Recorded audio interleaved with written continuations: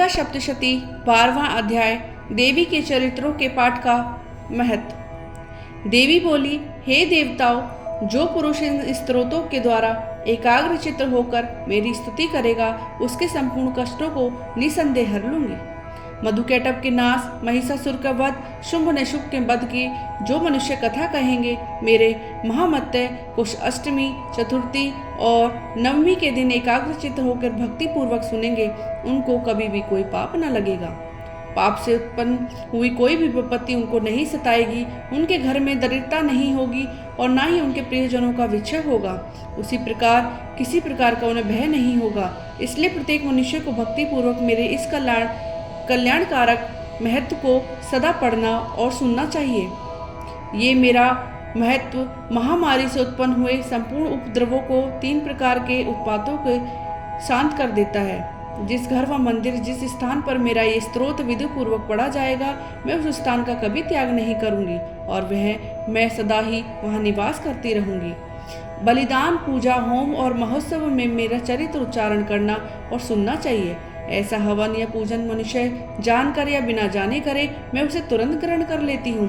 शरद काल में प्रत्येक वर्ष जो महापूजा की जाती है, उसमें मनुष्य भक्ति पूर्वक मेरा ये महत्व सुनकर सब विपत्तियों से छूट जाता है, धन्य धान्य और पुत्र आदि से संपन्न हो जाता है। मेरी इन कथाओं इत्यादि को सुनकर मनुष्य निर्भर हो जाता है और मनुष्य इनका श्रवण करने के बाद उनके सभी शत्रुओं का नाश हो जाता है, कल्याण की प्राप्ति होती है और उनका कुल आनंदित हो जाता है।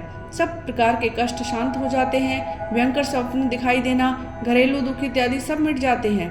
बाल ग्रहों से ग्रसित बालकों के लिए ये परम शांति देने वाला है। मनुष्य में फूट पड़ने पर यह भली भांति मित्रता करवाने वाला है। मनुष्यों में जैसी सामर्थ्य की प्राप्ति करवाने वाला है।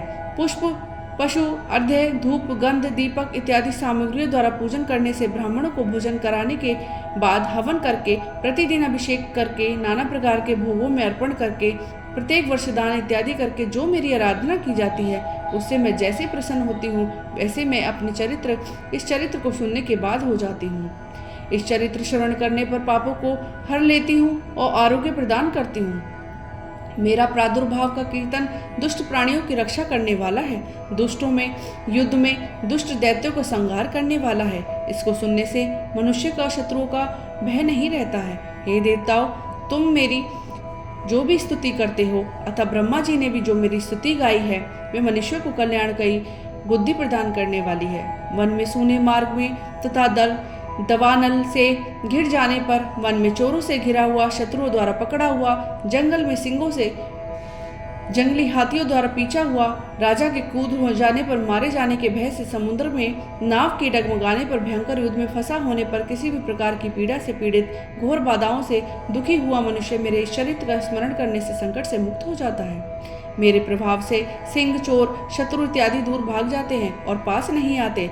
महर्षि ने कहा, प्रचंड पराक्रम वाली भगवती चंडिका यूँ कहने के पश्चात सब देवताओं के देखते देखते अंतर्धान हो गए और संपूर्ण देवता अपने शत्रु के मारे जाने पर पहले की तरह यज्ञ भाग का उपयोग करने लगे। उनको अपने अधिकार फिर से प्राप्त हो गए।